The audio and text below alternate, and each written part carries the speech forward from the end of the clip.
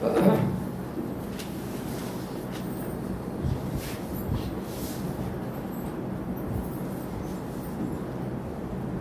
వెళ్ళక మునుపు ఒక విషయాన్ని మనం జ్ఞాపకం చేసుకుందాం.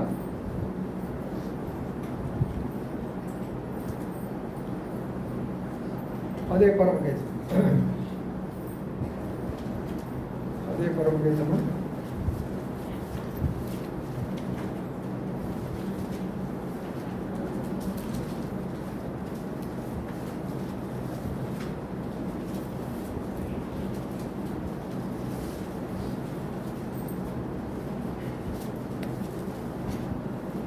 రెండో అధ్యాయం 14 వచ్చినాన్ని మళ్ళీ చదువుకుందాం. పరమగీతము 2:14. బండ సందులలో ఎగురున్న పౌరమా, ఏట బీటులను ఆశ్రయించిన పౌరమా, నీ స్వరం మధురము, నీ ముఖము మనోహరము, నీ ముఖము నాకు కనబడదేమో, నీ స్వరం నాకు వినబడదు. ప్రార్థన చేసుకుందాం. ప్రేమల మా పొడవు తండ్రి, ఇంతవరకు కొన్ని పాఠాలు నేర్పిస్తూ వచ్చారు.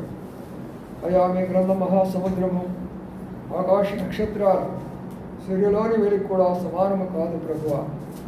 అంత గొప్ప గ్రంథాన్ని ధ్యానించాలంటే మాకేమాత్రము కూడా అర్హత లేదు, శక్తి లేదు. మీ ఆత్మ అభిషేకించి ఈ మాట ద్వారా కేవలం వినటం కాదు కానీ మా జీవితాలు మార్చబడడానికి, మా కుటుంబాల్లో శాంతి సమాధానం ఉండడానికి, మా సంఘం అభివృద్ధి విస్తరించేదాని కొరకై మీ బిడ్డలు మీరు బలపరిచి వట్టి చేతులతో వెళ్ళకుండా వారు మా ప్రభా మీ కొరకై మంచి సాక్షులుగా వెళ్ళిట్లో తోడైండి సహాయపడుతుందిగా ప్రార్థన చేస్తూ మిగతా మహిమా ప్రభావం మీకు ఆరోపించుకుంటూ యేసయ్య పరిశుద్ధ నామమున స్తుతించి ప్రార్థించి గణపరిచి వేడుకొంచున్నాము తండ్రి, ఆమేన్. ఇక్కడ మనం జ్ఞాపకం చేసుకునే మాట, బండ సందులలో ఎగురున్న పౌరమా అనే భాగాన్ని, ఒక బండ అంటే ఏమిటో నేర్చుకున్నాం మొదటి యొక్క వర్తమానంలో. బండలో అన్ని రహస్యాలు ఉన్నాయా? ఇంకా చాలా ఉన్నాయి. కానీ ఇన్ని రహస్యాల్లో మనము కొన్ని రహస్యాలు చూస్తూ వచ్చాము. ఇప్పుడు ఆ బండకు సందులు కూడా ఎలాగొచ్చినాయో చూస్తూ వచ్చాము. ఆ బండ ఎవరో కూడా మనం చూస్తూ వచ్చాము. ఆయన బండని ఎందుకు పోల్చుకున్నాడో కూడా చూస్తూ వచ్చాము. కాబట్టి ఇప్పుడు ఎగిరేటటువంటి పావురాన్ని గురించి తెలుసుకుందాం. ఎగిరేటటువంటి యొక్క పావురము అనగా దేవుడు తన ప్రజలను ఒక పౌరంగా పోలుస్తుంటున్నాడు. తన యొక్క సంఘాన్ని పౌరంగా పోలుస్తుంటున్నాడు. మరి లోకంలో అనేకమైనటువంటి యొక్క పక్షులు ఉంటాయి కదా, మరి ఆ పక్షులతో దేవుడు ఎందుకు పోల్చలేకపోతుంటున్నాడు అనే విషయాన్ని కూడా చూస్తూ వచ్చాను. ఎన్ని రకాల పక్షులు ఉన్నా ప్రతి పక్షిలో కూడా ఒక గర్వం ఉంటుంది, ఒక తొందరపాటు ఉంటుంది, ఒక రకమైన అపవిత్రత ఉంటుంది. కానీ పౌరాన్ని గురించి అలాంటి మాట లేదు. మనం పాడింది అదే, ఏమని ఇష్టం పరూప లావణ్యరాతే నిష్కలంకమైన పౌరం అని పాడుకుంటూ వచ్చాం. అంటే పౌరుకున్నటువంటి యొక్క గుణాలు ఏ పక్షి కూడా లేవు. ఉదాహరణకు చిలక పలుకులు పలుకుతారు అంటారు. కొంతమంది మాట్లాడుతుంటే తెలిసిన చిలక పలికినట్టు పలుకుతారు, కార్యంలోకి వచ్చేటప్పటికి ఏమీ ఉండదు. మాటలు మాత్రం చిలక పలుకులు. కొంతమంది హంస వలె డాన్స్ వేస్తూ ఉంటారు. హంస అంత నాట్యం చేస్తూ తెలిసిన ఆ హంసకు లేక నెమిలికి కూడా ఎంత గర్వం ఉంటుందో తెలిసిన, నేను చాలా అందగత్తెని, నాకు చాలా ఈకలు ఉన్నాయి, నాకు చాలా రంగులు ఉన్నాయి, అందుకని చాలా గర్వం అనేది అందులో కనబడుతూ వస్తుంది. కొమ్మున్నదే, నా ముక్కు ఎంత అంటే లోనకి వెళ్ళి చేపను కూడా బయటికి లాగేంత ముక్కు నాకుందంట. అలాగా కాకి అంటదంటే నా అంత అరిసేవాడు ఎవడ లేడు అన్నంత. అందుకనే ఇన్ని రకాల పక్షులు ఉన్నప్పుడు ప్రభువు కోరుకున్నది ఏ పక్షి చెప్పండి? పావురం. ఈ రోజున లోకంలో ఇన్ని రకాలైనటువంటి ప్రజలు ఉన్నారు. రాజకీయ నాయకులైనా, మత సంబంధమైన నాయకులైనా, లేక కళాకారులు అని చెప్పేటటువంటి సినిమా వాళ్ళైనా, రకరకాలైనటువంటి సైంటిస్టులు, శాస్త్రవేత్తలు అనేటటువంటి వారైనా, మహాజ్ఞానులమే, పండితులమే, ఋషులము అనేటటువంటి వారు అనేకులై ఉన్నానా. లోకంలో ఎంతమంది ఉన్నప్పటికి కూడా నేను పౌరమని చెప్పగల ధైర్యం ఎవరికి కూడా లేదు. ఎందుకంటే పౌరాలు కారు కాబట్టి. ఆ పౌరం అంటే సామాన్యమైన విషయం కాదు. లోకంలో దేవుని యొక్క సంఘాన్ని ఒక పౌరంగా పోలుస్తూ వచ్చాడు. ఈ పావురం యొక్క ప్రారంభం ఎక్కడ ప్రారంభించబడుతుందో అనేకమైన విషయాలు ఉంటాయి, కానీ 2-3 విషయాలు మీకు తెలియచేసి మనం ప్రభువులోకి వెళ్ళిపోతాం. త్వరగా చూద్దాము. మత్తయి సువార్త ఎవరు తీసినా స్పష్టంగా బిగ్గరగా చదవాలి, అది గుర్తుంచుకోండి. ఎవరైనా చదవండి, స్పష్టంగా చదవండి, వినపడలాగున బిగ్గరగా చదవండి. మత్తయి సువార్తలో 3వ అధ్యాయం మొట్టమొదటి యొక్క పౌరం ఎక్కడ ప్రారంభించబడుతుందో, సంఘము లేక ఒక జీవితం ఎలాగా ప్రారంభించబడుతున్నదో అది మనం చూడాలంటే మత్తయి సువార్త 3వ అధ్యాయంలోకి వెళ్దాం. చదువుదాం. 16వ వచనం చదవండి. యేసు బాప్తిసం పొందిన వెంటనే నీళ్ళలో నుండి పుట్టుక వచ్చెను. ఇదిగో ఆకాశం తెరవబడెను. దేవుని ఆత్మ పావురము వలె దిగి తన మీదకు వచ్చెను. చూడండి, దేవుని యొక్క ఆత్మ ఏ రూపం ధరించిందంట? పావురము. అందుకని ప్రియమైన సోదరులారా, దేవుడు ఎన్నో పక్షులు ఉండగా పావురాన్ని కోరుకున్నాడు. కాబట్టి దేవుడు ఎందుకు పౌరాన్ని కోరుకున్నారంటే, పౌరం ఒక ప్రత్యేకమైనటువంటి యొక్క గుణగణాలు కలిగినటువంటి యొక్కది. అందుకని దేవుడు నన్ను కోరుకున్నది ఏంటంటే, పౌరంగా మనం మార్చాలా. నీవు పౌరంగా మార్చాలన్నప్పుడు బండ సందుల్లోకి వెళ్ళాలా. బండ అయినటువంటి క్రీస్తు, ఆ సందులు ఆయన గాయాలు, ఆ గాయాల్లోకి మనం వెళ్ళినప్పుడు ఆ సందుల్లో మనం ఉండాలి. ఇప్పుడు హాయిగా ఉన్నాము, వేసేసుకున్నాము, చల్లగా కూర్చున్నాం. బయట రోడ్డు మీద వాళ్ళు చూడండి ఎంత హడావుడికి వెళ్తూ ఉంటారు, ఎంత త్వరగా వెళ్తూ ఉంటారు. ఎందుకని పైన తల కాలుతూ ఉంటుంది వాళ్ళకి, చూసారా? అందుకని ఇక్కడ ఏంటంటే, సందులు అంటే ఇరుకుగా ఉంటాయి, కష్టతరముగా ఉంటాయి. హెబ్రోన్ ఫెలోషిప్ అంటే చాలా కష్టతరమైనటువంటిది. ఎందుకంటే 2 మెసేజ్లు ఉంటాయి. ఎందుకంటే క్రమశిక్షణ ఇక్కడ ఉంటుంది. ఎందుకంటే అపోస్తుల బోధ, సహవాసం అనే దానిలో ఉండాలి. వాళ్ళలో పాల్పొందాలంటే వాక్యం విని ఉండాలి. వాళ్ళలో పాల్పొందాలంటే ప్రార్థనా జీవితం కలిగి ఉండాలి. ఈ బండ సందులు నాకెందుకయ్యా, ఏదో నేను అక్కడికి వెళతాను, ఒక పెద్ద రోమన్ కాథలిక్ గుడి ఒకటి ఉంది, ఆడికిలో గంట కూర్చొని వస్తాను. లేదా రోజు నుంచి ఒకటి ఉన్నది, 1 గంట చేస్తారు, అక్కడికి వెళ్ళి కూర్చుంటాను. సందుల్లో ఎగరడం నేర్చుకుంటేనే నీవు పౌరం అవుతావు. కష్టాల్లో మనం ఎగరాలా. మనము ఆ సందులు ఎగరాలంటే కష్టమైన విషయము. పెద్ద పెద్ద సంఘాల్లో హాయిగా చేర్లేస్తున్నారు, ఏసీలు పెడుతుంటున్నారు, జనాలు ఆనందంగా వస్తున్నారు, ఆనందంగా చేసుకుంటున్నారు. మోకాళ్ళునే సంఘమే హెబ్రోను సంఘము. ప్రతి వారి మోకాలు వేసు క్రీస్తు నామపేరిట వంగాలంటేనదే సందుల్లో ఉండేటటువంటి అనుభవము. ఈ అనుభవం నీకు నాకు రావాలంటే ఆత్మలోన రావాలి. ఆత్మ నాలో నీలో రాకపోతే మనం మోకాళ్ళ ఓనలేము. సరే, వృద్ధులు ఉన్నారనుకోండి, వారు వేరే సంగతి. 70 సంవత్సరాల వయసు వచ్చే వారు కూడా నేను మోకాళ్ళ మీద ప్రార్థన చేయడం కాదు, మోకాళ్ళ మీద వాకింగ్ కూడా చెప్తూ వచ్చాను. ప్రియమైన సోదరి సోదరులరా, బండ్ల సందులు అనగా కష్టతరమైనటువంటి అనుభవాలు కూడా మనం వెళ్ళాలి. శిలువను మోస్తూ రావాలి అనుదినం. మనం ఒక పౌరంగా మారాలి అన్నప్పుడు మొట్టమొదటి యొక్క అనుభవము పరిశుద్ధాత్మను పొందుకున్న అనుభవము. అనగా మనం బాప్తిస్తం తీసుకున్నప్పుడు దేవుని యొక్క ఆత్మ ఒక పౌరం వలె మన హృదయాల్లోకి రావాలి. ఎంతోమంది బాప్తిస్తాలు తీసుకుంటారు, కానీ వాళ్ళలో పౌరం కనబడతాం. ఎంతో కాలం దేవుని మందిరానికి వస్తారు, కానీ పౌరం వాళ్ళలో కనబడతాం. ఎన్నో రకాల కార్యకలాపాలు చేస్తారు, కానీ పౌరం వాళ్ళలో కనబడదు. అనగా దేవుని ఆత్మ వాళ్ళలో కనబడదు. ఏమిటి కారణం? సందుల్లో ఎగరడానికి ఇష్టపడరు, కష్టపడడానికి ఇష్టపడరు, బాధపడడానికి ఇష్టపడరు, ప్రభు కొరకే సమయాన్ని ఇచ్చడానికి ఇష్టపడరు. లోకానికి మనం సమయం ఇస్తాము, అధికారులకు మనం భయపడిపోతాము, ఆయనకి మనం భయపడము. సందులో ఎగరడం అంటే అదే.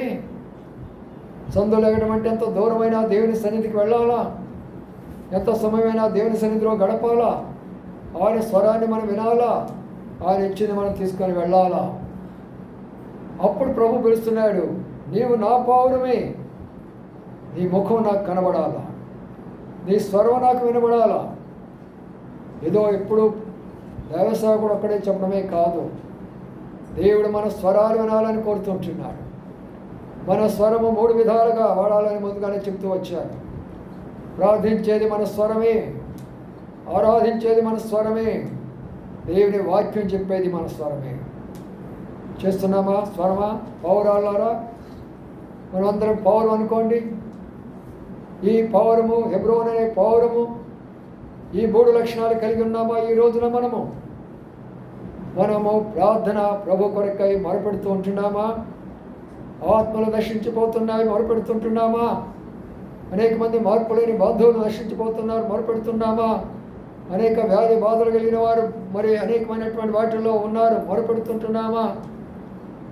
మనకు సహోదరుడు దైవసేవకుడు ఫోన్ చేసి, అన్న నా కుమారుడు యవనస్తుడు అనుకోకుండా ఇట్లా బండి మీద వెళ్తున్నాడమ్మా, సడన్గా యాక్సిడెంట్ జరిగిపోయింది, వాడిని తీసుకొని హాస్పిటల్కి వెళ్తున్నానన్న, ప్రార్థన చేయమన్నప్పుడు నా హృదయం చాలా భారం అయిపోయింది. తండ్రి బాగున్నాడు కానీ కుమారుడు బాగులేకపోయినాడు. ఏమిటి కారణం అంటే తండ్రి మార్గంలో నడవాలా కుమారుడు, తండ్రి చెప్పిన మాటల్లో నడవాలా కుమారుడు. తండ్రి ఎక్కడికి వెళ్తాడో కుమారుడు అక్కడికి వెళ్తాడు, తండ్రి ఏం చేస్తాడో కుమారుడు అది చేస్తూ వస్తాడు. అందుకని నా కుమారుడికి అలాంటి పరిస్థితి రాకూడదున్నప్పుడు తండ్రులైనటువంటి వారు మన సరైన మార్గములకు నడుస్తూ రావాలి. మాకు కూడా మా యొక్క ఎదురింటిలోనే మరి మేము ఎన్నోసార్లు పిలిచేవారిని, అమ్మ రండమ్మా ప్రార్థన జరుగుతున్నది, వాక్యం వినండమ్మా, క్రైస్తవులే కదా మీరు, దేవుడు మీకు వచ్చిన అవకాశం తర్వాత పోగొట్టుకోగలమమ్మా, ఈ వాక్యం వినేదానికి ఎక్కడో గోరంట్ల నుంచి వస్తున్నారు, అక్కడి నుంచో వస్తున్నారమ్మా ఈ వాక్యం వినేదానికి, మీరు మాకు ఎదురుగా 1 గజం దూరంలో ఉన్నారు, రెండమ్మా అంటే నిర్లక్ష్య స్వభావం అయిపోయింది. నిన్న బిడ్డ ఎందుకు పడిపోయిందో తెలియదు కానీ చెయ్యరిగిపోయినది. ప్రియమైన సోదరులారా, బిడ్డలను బట్టి తండ్రులను బట్టి బిడ్డలు ఎన్ని రకాలైనటువంటి ఇబ్బందులు పడుతున్నారు ఒక్కసారి ఆలోచించండి. మనం బాధపడటం మన తండ్రి ఎప్పుడు ఇష్టపడడు. మనం ఎప్పుడు కూడా కన్నెడుతుంటానికే తండ్రి ఇష్టపడడు. మనం మంచి ఉన్నతమైన స్థాయిలో ఉండాలని తండ్రి కోరుకుంటాడు. మనం ఉన్నతమైనటువంటి యొక్క జీవితం జీవించాలని తండ్రి కోరుకుంటాడు. శాంతి సమాధానాలు ఉండాలని కోరుకుంటాడు తండ్రి. అందుకని ఆ సందుల్లో మనం ఎగరడానికి ప్రయత్నం చేయాలి. ఈ ఆత్మను పొందిన మనము ప్రార్థన చేస్తూ రావాలా. ఇక్కడ కూర్చున్న ప్రతి ఒక్కరు కూడా మీరు రోజుకొచ్చి ఎంత సమయం ఇవ్వాలి తెలిసిన, ప్రభు మీకు 24 గంటల సమయం ఇచ్చాడు. దానిలో దశభాగం ఎంత చెప్పండి? దాని అంతా 2.5 గంట. కాలేజీకి ఎన్ని గంటలు ఇస్తారు మీరు? 7 గంటలు ఇస్తారు. దేవునికి 2.5 గంట ఇవ్వడు. నీకు ఆరోగ్యం ఇచ్చినానికి కాలేజీలో 7 గంటలు కూర్చున్నావు. నీకు ఆరోగ్యం ఇచ్చినప్పటికీ ఆఫీసులో ఉదయం పోతావు, సాయంకాలం దాకా కూర్చుంటున్నావు, వాళ్ళ సన్నిధిలో కూర్చుంటున్నావు. కానీ ఆయన సన్నిధిలో 2.5 గంట కూర్చుంటున్నావా? బండ్ల సందులలో ఎగిరిన పావురమా? నిజంగా మనం ఆ బండ్ల సందుల్లోకి వస్తే ఈ అనుభవం మనకు వస్తుంది. ఆత్మ పావురం అనేది దిగి వచ్చేసేస్తుంది. ఆత్మగానుంటే హృదయంలో ఎప్పుడు అదే యొక్క ప్రార్థన ప్రార్థన ప్రార్థన అనే మనసు వస్తూ ఉంటుంది. రెండవదిగా ఆరాధించడము. ఆరాధన అంటే ప్రభు నిన్ను వారంలో కాపాడలేదా? ప్రభు నిన్ను పోషించలేదా? ప్రభు నీకు ఆరోగ్యం ఇవ్వలేదా? ప్రభు నీ కష్టాల్లో తోడుగుండలేదా? ఒక్కసారి వచ్చి థ్యాంక్స్ చెప్పలేవా? అధికారులకు థ్యాంక్ యూ సార్ అంటాము, ఫ్రెండ్స్కి థ్యాంక్ యూ అంటాము, అనేకులకు అనేక రకాల థ్యాంక్స్ చెప్తామే. ప్రభుకి వచ్చి మాటలు నువ్వేమన్నా నాలాగా వివరించి చెప్పని చెప్పాడు ఆయన. ఏం అవసరం లేదు అయ్యా, వారమంతా కాపాడేవయ్యా, చాలయ్యా, ఒక్క మాట చాలు, అదే ఆయనకి ఎంతో తృప్తిపరుస్తుంది. వారమంతా నాకు భోజనం ఇచ్చేవయ్యా, వందనాలయ్యా, అదే ఆయనకు ఆనందం కలిగిస్తుంది. అంతా కూడా లేదా మనలో? నీ స్వరం కొరకు ఆయన ఎదురు చూస్తుంటే నీ స్వరాన్ని ఎక్కడ ఉపయోగిస్తుంటున్నారు? పిలుస్తున్నాడు, నా పౌరమా, నా స్వరము, నీ స్వరము మధురమైన స్వరమే. మూడవదిగా ఆయన కొరకై 2 మాటలు చెప్పగలుగుతున్నామా? ఏదో బైబిల్ గురించి కాదు, నీ అనుభవం చెప్తున్నావా? నేను ప్రభు నమ్మిన తర్వాత నాకు చిన్న మేలు చేస్తాడమ్మా, ప్రభు నమ్మిన తర్వాత నా కష్టాల్లో, నా రోగంలో, నా బాధలో నా ప్రభు నాకు సహాయపడాలని నీ స్వరం చెప్తున్నావా? అది ప్రభు కోరుతున్నాడు నీ దగ్గర. వెండి బంగారాలు ఆశించడంలా, ధాన్యాలు ఆశించడంలా నీ స్వరం ఆయన కోరుతుంటున్నాడు. అనుభవంలోకి రావాలన్నప్పుడు పౌరం నీలోకి రావాలి. పౌరం రావాలంటే పరిశుద్ధాత్మ మనలోకి రావాలా. పరీక్షించుకుందాం, బలలో పాల్పొందాం. ప్రభువా, ఈ యొక్క అనుభవం నాలో ఉన్నదా? బలలోకి నేను పాలు పొందబోతుంటున్నాను. ఈ అనుభవం నాలో ఉన్నదా? లేకపోతే ఈ రోజునే నేను తీర్మానం చేసుకుంటున్నాను, నీ కొరకు నేను 2.5 గంట ప్రార్థన చేసుకుంటాను. రోజుకొచ్చి 2.5 గంట వాక్యమైన ప్రార్థన అయినా నీ సన్నిధిలో గడుపుతాను ప్రభువా. అయితే నేను పావురం కాలేను. అందుకని ఈ రోజున నా స్వరం వినాలన్నారు, నా ముఖం చూడాలని అన్నారు, నన్ను ఆశీర్వదించి పంపించాలని కోరుతున్నారు. మీరే నన్ను పిలుస్తూ ఉంటున్నారు. కాబట్టి నా ప్రియమైన సోదరులారా, మొదటి అనుభవం ఆ యొక్క పరిశుద్ధాత్మ యొక్క అనుభవాన్ని పొందాలి, పౌరు యొక్క అనుభవం. రెండవ అనుభవం మనం చూద్దాం రండి. రెండవ అనుభవం చూద్దాము. ఆదికాండము 8వ అధ్యాయం. ఆదికాండము 8వ అధ్యాయం. పౌరులో ఉన్నటువంటి 7 లక్షణాలు ఉంటాయి, కానీ అన్నీ మనం చూడలేము. 2-3 క్లుప్తంగా చూసుకొని ముగించుకుందాం. ఆదికాండము 8వ అధ్యాయంలో కొన్ని మాటలు ఇక్కడ మనం జ్ఞాపకం చేసుకుంటే అక్కడ ఏం జరిగిందో చూద్దాం. పౌరుని గురించి 8వ అధ్యాయం, ఆదికాండము 8వ అధ్యాయం చూద్దామండి. అక్కడ ఉన్న మాటను 7వ వచనం చదవండి.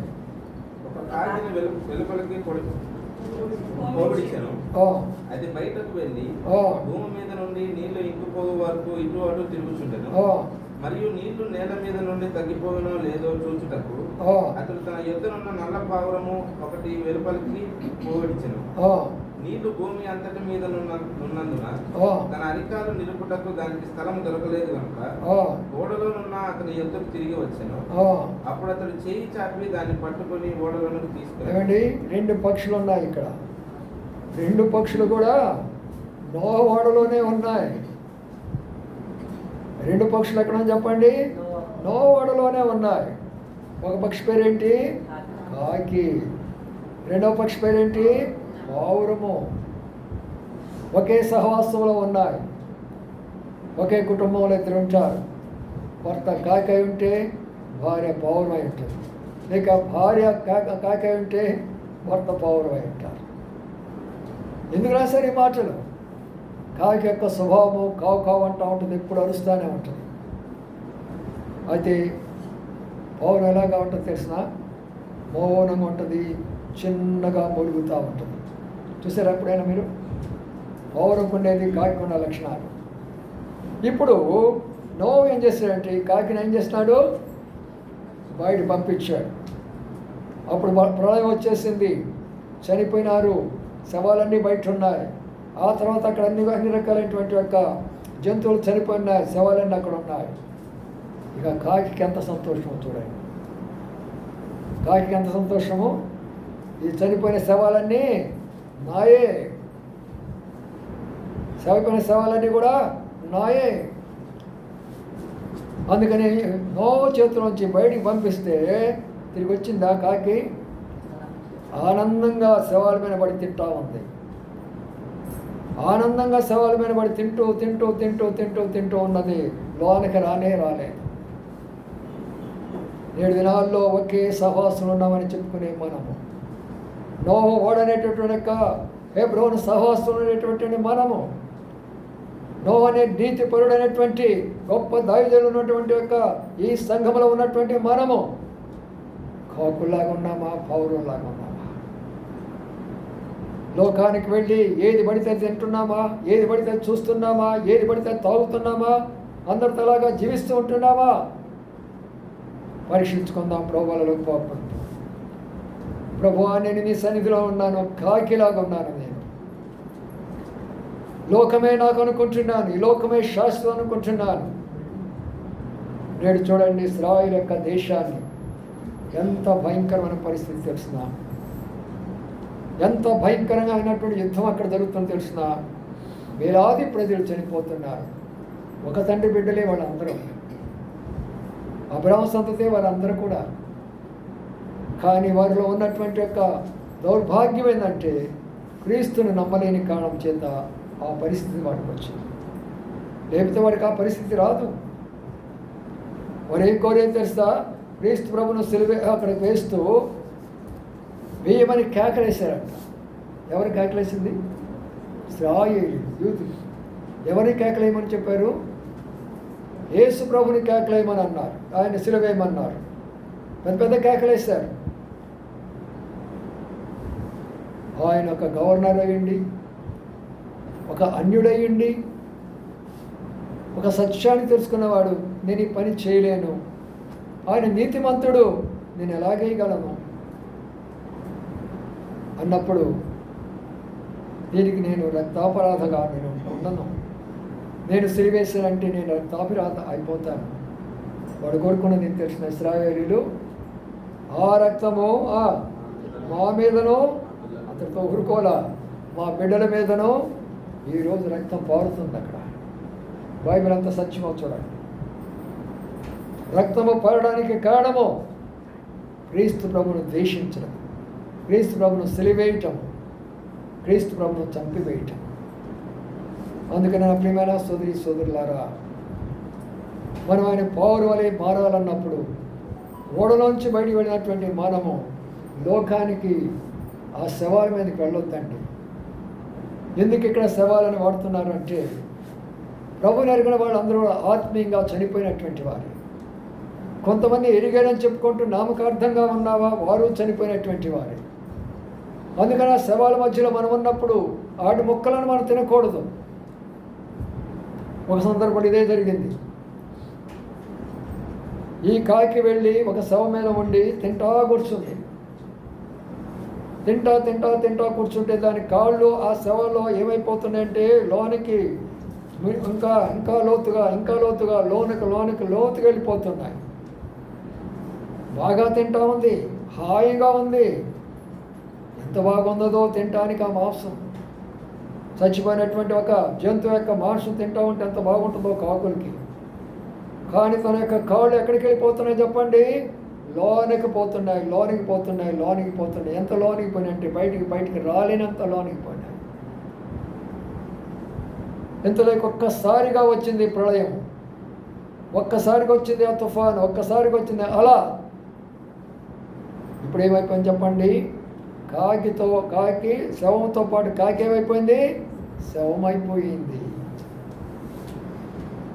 కాకి శవము 2 శవాలు అయిపోయినాయి ఈ రోజున.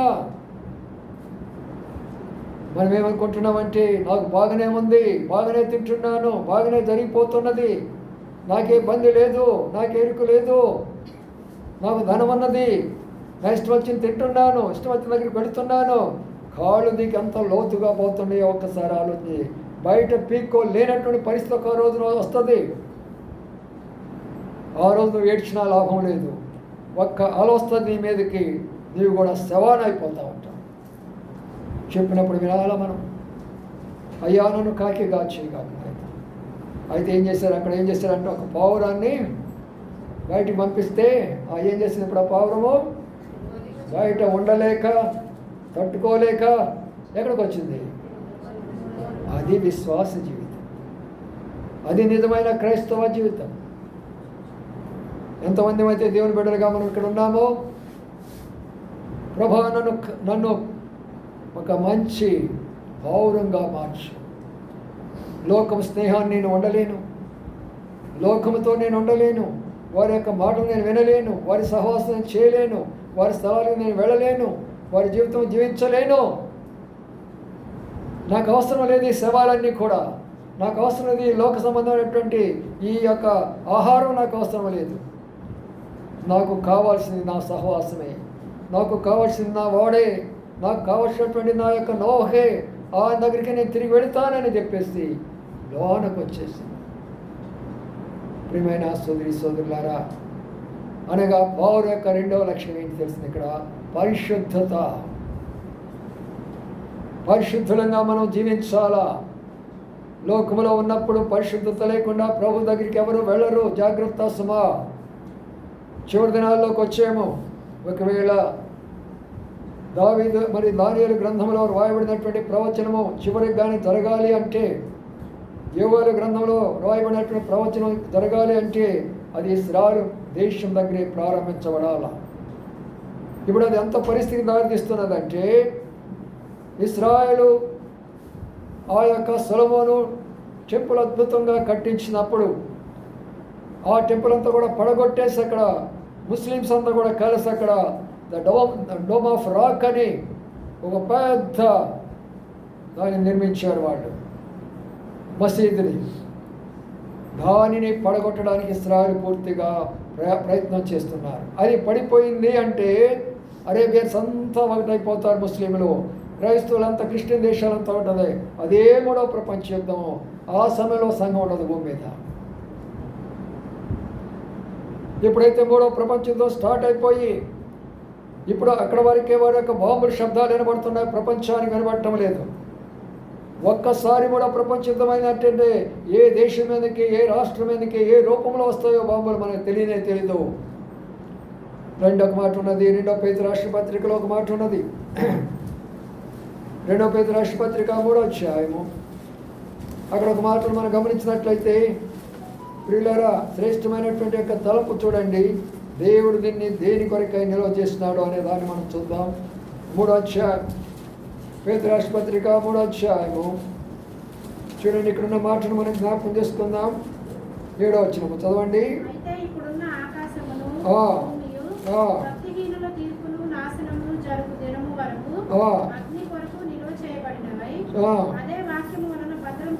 దేని కొరకు నిలబడి చేయబడినాయా? అగ్ని కొరకు. అగ్ని అంటే ఏమిటి? మన ఇంట్లో తీసుకెళ్ళి కొంచెం ముట్టించడం కాదు. అగ్ని అంటే న్యూక్లియర్ బాంబ్స్, రకరకాలైన కెమికల్ బాంబ్స్, అనేకమైనటువంటి బాంబులు పేలిపోయినప్పుడు ప్రపంచం అంతా కూడా అగ్నిలో నాశనం అయిపోతారు. చిన్న కరోనా వచ్చినప్పుడే ప్రపంచం తట్టుకోలేకపోయినారే. ఒక తెగులు ద్వారా దేవుడు తన తీర్పును తెచ్చినప్పుడు ప్రపంచమే తట్టుకోలేకపోయింది. అగ్ని తీర్పు వచ్చినప్పుడు ఎవరు తట్టుకోగలరు? మాడి మసైపోతారు. అయితే ఎవరైతే పౌరంగా మారి పరిశుద్ధులుగా ఉంటారో ఒక్క క్షణంలో వారు మారిపోయి మధ్యాకాశంలోకి ఎత్తబడతారు. భూలోకమంతా కూడా అల్లకల్లోలం అయిపోతుంది. పౌరవలి మారదాని కొరకే మనం ప్రయత్నం చేద్దాం. పరిశుద్ధముగా ఉండే దాని కొరకే మనం ప్రయత్నం చేద్దాం. అయ్యా, నన్ను పరిశుద్ధుడిగా మార్చు ప్రభువా. కాకిగా ఉన్నాను ఇప్పటి వరకు, నన్ను పరిశుద్ధురాలుగా, నా సంఘం పరిశుద్ధంగా ఉండాలా, ఎత్తబడేటువంటి రీతిగా ఉండాలనేది మన యొక్క ప్రాముఖ్యమైనటువంటి విషయం. అందుకనే ప్రియమైన సోదరీశ్వరుడా, ఈ యొక్క పౌరంలో ఉన్న లక్షణం ఏంటంటే లోన సహవాసంలో ఉండేటటువంటి లక్షణం, బయటికి పోయేటటువంటి లక్షణం కాదు. సందులనగా కష్టాలు వస్తాయి, సందులనగా బాధలు వస్తాయి, సందులనగా నిందలు వస్తాయి, సందులనగా అవమానాలు వస్తాయి, సందులనగా రకరకాల పరిస్థితులు వస్తాయి. సందులో ఎగరడం నేర్చుకోవాలి కానీ బయటికి వెళ్ళడం నేర్చుకోకూడదు. బయటికి వెళ్ళడమే. ప్రభా, ఈ సందుల్లో, ఈ కష్టాల్లో, ఈ బాధల్లో, ఈ శ్రమల్లో, ఈ ఇబ్బందుల్లో, ఈ నిందల్లో, అవమానాల్లో, నేడు సోషల్ మీడియాలో చూడండి, ఒకవైపున హిందువులందరూ కూడా యుద్ధం చేస్తూ ఉంటే క్రైస్తవ పాస్టర్లందరూ వాళ్ళతో యుద్ధం చేస్తున్నారు. ఏమనాలో వీడిని? పోరాటం అంట. శత్రువును ప్రేమించమని చెప్తే మనం పోరాటం చేయాలా? వాడు తిడితే మనం తిట్టాలా? వాడు కొడితే మనం కొట్టాలా? మన ప్రేమను వాళ్ళు చూపించాలా? మన ప్రేమ ద్వారా వాళ్ళు మార్చాలా? అది లేదు ఈనాడు. ఎలాగా మారిపోయిందో చూడు క్రైస్తవ సంఘం. అసలు క్రైస్తవ సంఘానికి రూపాలే కనపరచమలా. అందరూ పెద్ద పెద్ద భక్తులు అనుకుంటున్నారు. అందరూ వాక్యం బోధించినటువంటి వాడు ప్రతి వాళ్ళు దూషించడమే. వారంటే ప్రభు తెలియని వాళ్ళు మనం దూషిస్తారు. ప్రభు నెరిగిన వాళ్ళు మనం ఎలాగో దూషించగలం వాళ్ళని? మన ప్రేమే వాళ్ళని మార్చాలా? అవే సందుల్లో ఎగరడం అంటే, అదే పౌరం అంటే, అదే సంఘం అంటే, ఆ బండలో నుంచి వచ్చినటువంటి వాళ్ళు అయితే ఆ విధానమైనటువంటి పనులు చేయరు. అందుకని పౌర యొక్క గొప్ప రహస్యం ఏంటంటే పరిశుద్ధమైనటువంటి పౌరం ఇది, ఆత్మ కలిగినటువంటి పౌరము. రెండవదిగా పరిశుద్ధమైనటువంటి పౌరం. మూడవది చూద్దాం రండి. మత్తయి సువార్తలో, మత్తయి సువార్త 10వ అధ్యాయం, మత్తయి సువార్త 10వ అధ్యాయంలో పౌరుకున్నటువంటి మూడవ లక్షణాన్ని మనం ఇక్కడ చూద్దాం. మత్తయి సువార్త 10వ అధ్యాయము పౌరుకున్న లక్షణాన్ని చూద్దాము రండి. చదవండి. 14 వచ్చిన 16 వచ్చిన. ఇదిగో తోడేళ్ల మధ్యకు గొర్రెలను పంపినట్లు నేను మిమ్మల్ని పంపుచున్నాను కనుక పాముల వలె వివేకులను పావులము వలె నిష్కపటులై ఉండుడి. చూడండి ప్రియులారా, ఏమంది ఇక్కడ? పాముల వలె వివేకులను, పావుల వలె నిష్కపటమై ఉండాల అనగా పౌరు యొక్క జీవితం ఏంటి చెప్పండి? నిష్కపటము, కపటము లేనటువంటిది. ఎందుకు మనకు కపటము? ఏమి సాధిస్తాము ఈ లోకంలో? మనం కపటం అంటే లోన ఒకటి ఉంటుంది, బయట ఒకటి ఉంటుంది. ప్రేమించుకోలేము. ఒక సేవకుడు మరొక సేవకుడు ప్రేమించుకోలేరు, అన్నదమ్ములు ప్రేమించుకోలేరు, అక్క చెల్లెలు ప్రేమించుకోలేరు, విశ్వాసులు ప్రేమించుకోలేరు. లోన ఒకటి బయట ఒకటి కపటం ఉండకూడదు. మనం ఈ లోకంలోకి ఏమి తీసుకొని రాలేదు, ఏమి తీసుకొని పోలేమో. ప్రియమైన సోదరి సోదరులారా, నిష్కపటమైన హృదయాలు మనకు కలిగి ఉండాలి. ఆ బలలో పాలు పొందకనకు. ప్రభా, నా హృదయంలో ఏ కపటము లేదయ్యా, ఎవరి మీద అసూయ లేదు, ఎవరి మీద పగ లేదు, ఎవరి మీద ద్వేషం లేదు. ఆఖరికి నన్ను దూషించిన, ఆఖరి నన్ను ద్వేషించిన, ఆఖరికి ఎన్ని చెడ్డ మాటలు నా మీద చెప్పినా సరే నా హృదయం నిష్కపటంగానే ఉంది ప్రభువా. ఎందుకంటే పౌరు నా జీవితం, పౌరు నా యొక్క లక్షణము. నిష్కపటమైనటువంటిది పౌరమైనటువంటి యొక్క పరిస్థితి. ఆత్మ కలిగినటువంటి మరి పౌరము. రెండవదిగా ఏం చేయబడాలా? పరిశుద్ధముగా జీవించినటువంటి పౌరం. మూడవదిగా నిష్కపటమైనటువంటి పౌరం. 4వ దానికి వెళదాము, ముగిస్తున్నాను, టైం అయిపోతుంది. ఇక్కడ చూస్తే ఈ పౌరుకున్న మరొక లక్షణాన్ని మనం చూద్దాం. లేవే కాండంలోకి వెళదాం. లేవే కాండంలోకి వెళ్ళిపోదాము. ఇక్కడ పౌరు యొక్క మరొక లక్షణాన్ని మనం గమనించినట్లయితే ఈ పౌరు ఎలాంటి పౌరం అయిపోతుందో చూద్దాం. లేవే కాండము 1వ అధ్యాయం, లేవే కాండము 1వ అధ్యాయంలో మాటలు చూసుకుందాం. 14 చూద్దామండి. అతడి యెహోవాకు దహనబలిగా అర్పించుచున్నది పక్షి జాతిలోని అయిన తెల్ల గొర్రెలలో నుండి గాని పావులకు పిల్లలలో నుండి గాని తేవలేదు. యాజకుడు బలిపీఠము దగ్గరకు దానికి చాలు. ఇక్కడ మాట చూసారా?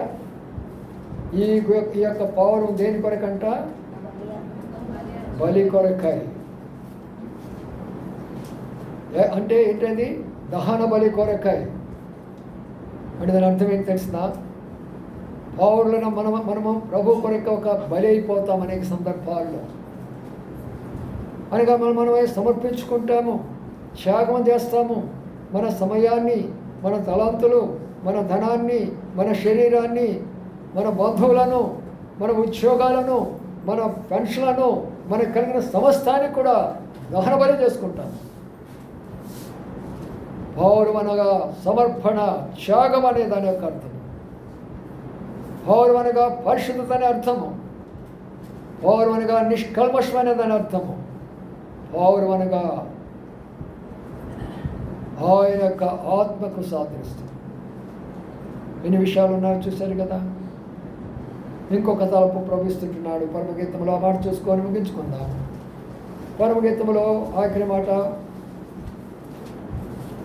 ఆ పౌరుకున్న మరి ఒక లక్షణం ఇక్కడ మనం చూస్తుంటున్నప్పుడు ఎలాంటి పౌరమో చూద్దాం. ఇది ఈ పౌరం ఎలాంటిదో అనేది మనం ఇక్కడ గమనించినట్లయితే 4వ అధ్యాయం 1వ వచనం చదవండి.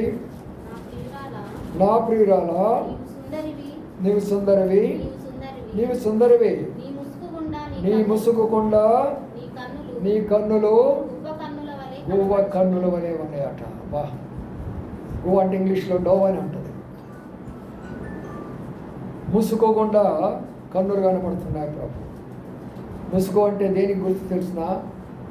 ముసుకేసుకుంటే ఎందుకు ముసుకేసుకుంటారు? ముసుకేసుకుంటే దాని అర్థం ఏంటంటే లోకాన్ని నేను చూడను. ముసుకంటే లోకం నాకు కనబడదు. నా ముఖాన్ని దాచుకుంటున్నాను. అయితే ప్రభు అక్కడ ఏమంటున్నాడంటే కన్నులను చూస్తున్నప్పుడు ఏమన్నాడు? నీ కన్నులు గువ్వ కన్నుల వలె ఉన్నాయట.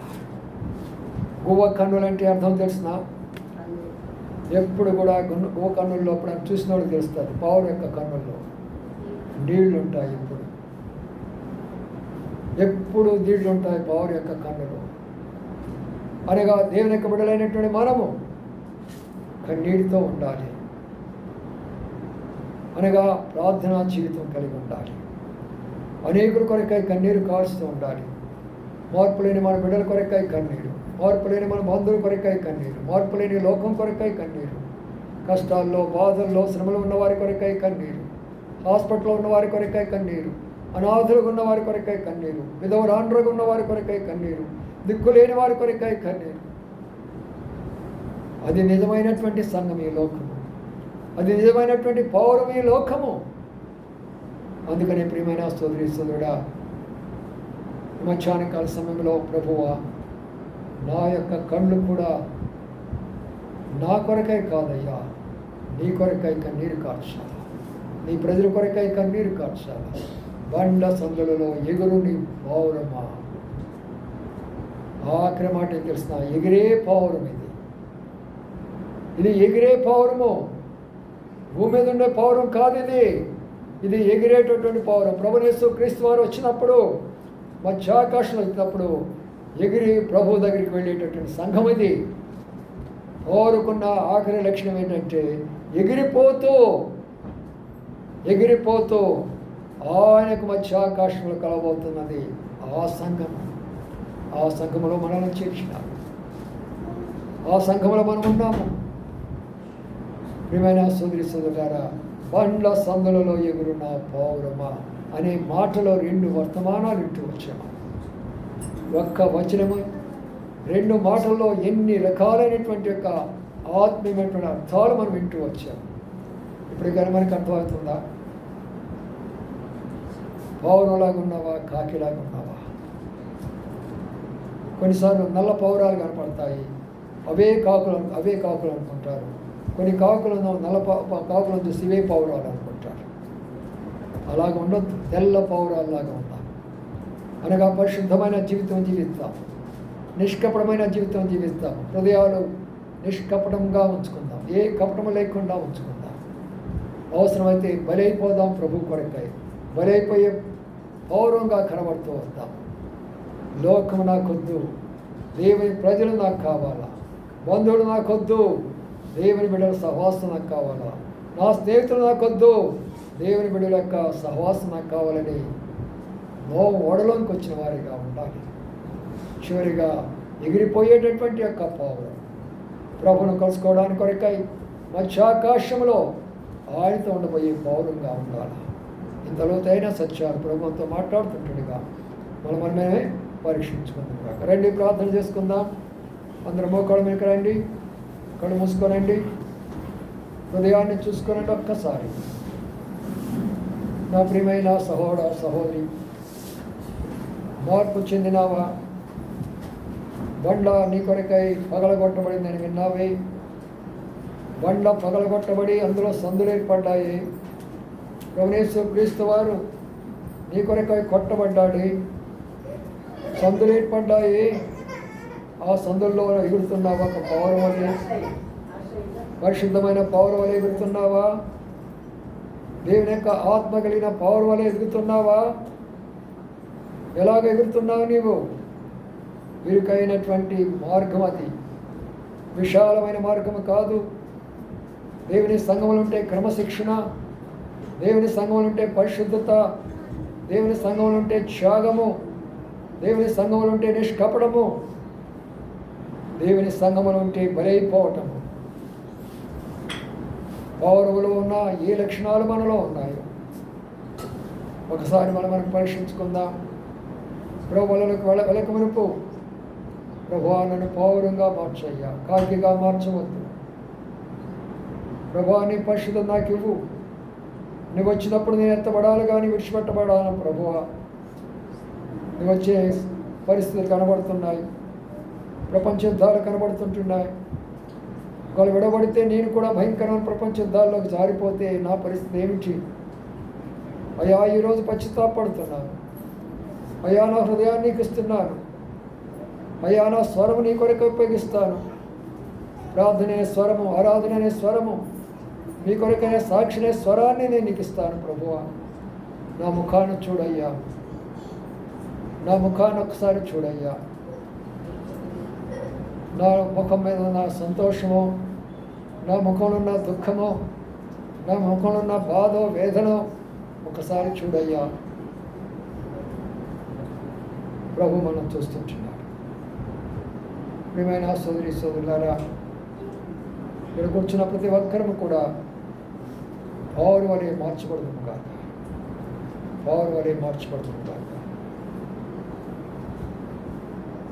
అలాగే మొక్కలు పెట్టుకుని మనం పరీక్షించుకుంటున్నప్పుడు పరిశుద్ధాత్మ దేవుడు ఏ పొరపాటు, ఏ బలహీనత, ఏ తప్పిదనం మనలో చూపిస్తుంటున్నాడో అది ఒప్పుకుందుము కాక, అది విడిచిపెట్టుదుము కాక, దాన్ని తిరిగి చేయకుందుము కాక. అలాగ మనము ఆయనకి చక్కని పౌరంగా తయారైపోయి ప్రభు వచ్చినప్పుడు పౌరు వలె ఎత్తబడి ఆయనతో మధ్యాకాశంలో ఉంటుంది కాక. ప్రభు మనకు సహాయం చేయండి.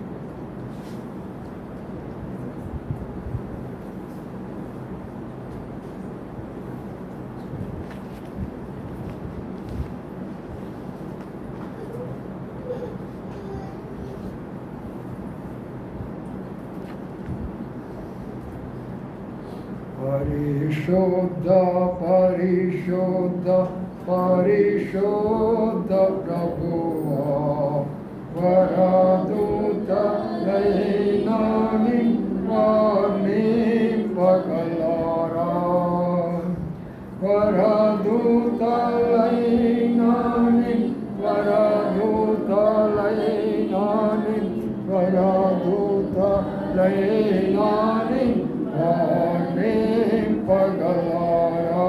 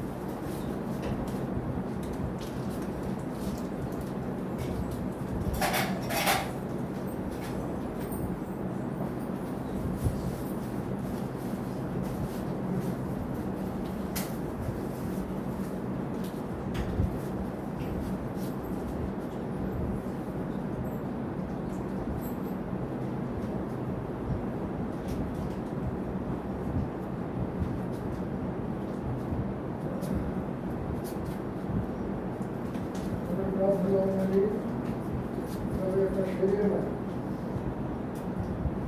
అదేవిధంగా పాల్గొనవచ్చు. క్షమాపణ కోరుతాను, క్షమిస్తారు. మీ పొరపాటు, మీ దోషం, మీ హత్య ఎక్కడ ఎలాంటి విషయాలు వచ్చాము ప్రభుత్వ క్షమాపణ కోరుతాను. ప్రభు క్షమించేవారు, క్షమించేవారు, క్షమించేవారు.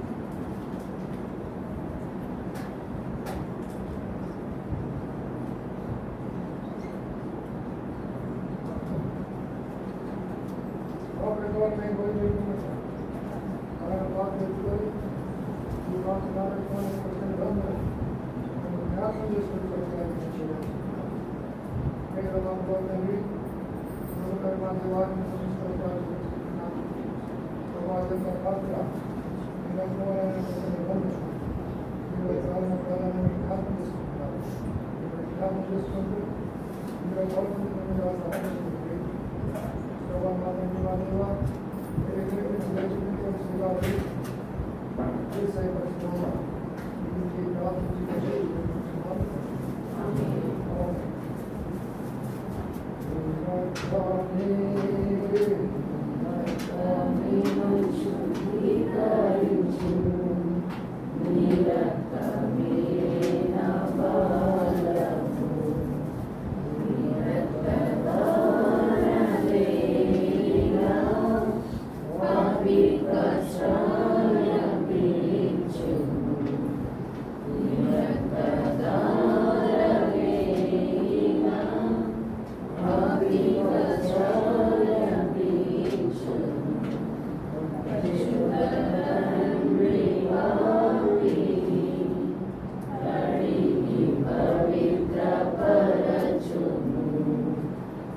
Shukra Tandri Pavini Hari